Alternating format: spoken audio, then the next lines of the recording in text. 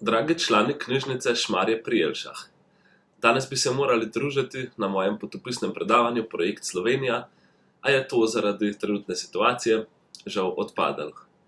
Danes bi vam želel povedati nekaj o svojem projektu Slovenija, o čemer bi tudi potekalo naše potopisno predavanje. Pred 6 leti, 20. novembra leta 2014, sem se lotil enega zelo dolgega popotovanja, ki me je popeljal v vsako slovensko naselje. Ampak če se vrnemo čisto v začetek, že ko sem bil mlad fant, sem zelo veliko potoval kot vaterpolski reprezentant, kot tabornik, kot mlad navdušenec nad potovanji z družino in pa kasneje s prijatelji in pa potem tudi že sam. In tako sem vzljubil potovanja, potopisne knjige, avanture, ki so me popeljale do zdaj že v okrog 100 držav po svetu. Ampak, ko sem takole potoval po svetu in planiral svoja naslednja potovanja, so bila pred mano vedno eksotična imena, Himalaja, Andi, Pacifik, safari v Afriki, New York, Aljaska, Kanada, Islandija. In tako sem se začel spraševati, zakaj, ko potujemo, vedno razmišljamo o destinacijah, ki so nekje daleč stran, nekaj eksotičnega, medtem ko svoje domovine pa nisem kaj dosti poznal. Študiral sem v Piranu, imel sem teto v Tolminu, bil sem v Ljubljani, v Mariboru, Novem mestu.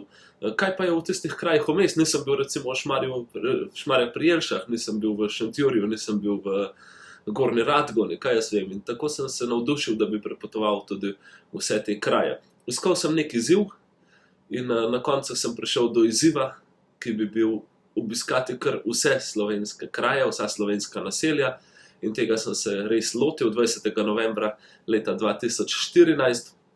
Sem odpotoval v prvo naselje na tem projektu, to je bil Lavtarski vrh.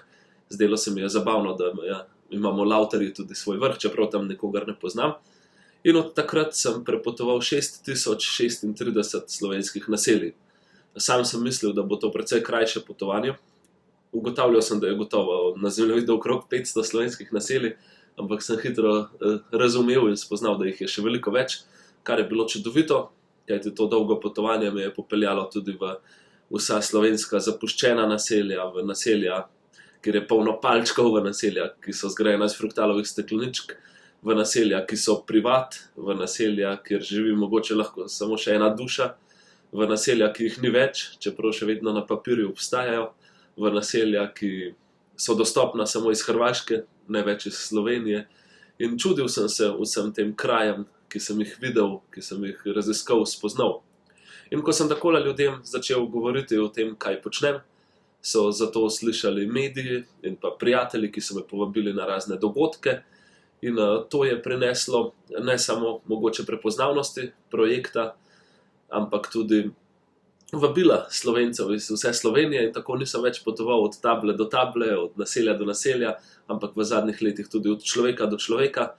Vsak mi je povedal kakšno zanimivo zgodbo, kakšno predstavil lokalne znamenitosti, ljudi. Na koncu sem potoval celo z županjami ali pa z nekimi pomembneži v lokalnem naselju, ki so si želeli, da bi spoznal njihovo kulturno in pa naravno dediščino, in tako je ta projekt, to potovanje postalo zame zares nekaj lepega, čudovito doživetje. Če vas zanima, kaj vse sem doživel v Sloveniji, če vas zanima vse, kaj sem slišal, zgodbe ljudi, in pa seveda tudi, če bi radi dobili kakšen zanimiv namig za vaša popotovanja po Sloveniji, vas vabim, da ko bo zopet priložnost, da se udeležite potopisnega predavanja Projekt Slovenija, in upam, da se kmalu vidimo. Do takrat pa ostanite zdravi, raziskujte svoj domači kraj in pa seveda svojo domačo občino. Ste vedeli, koliko naselij ima občina Šmarje pri Jelšah?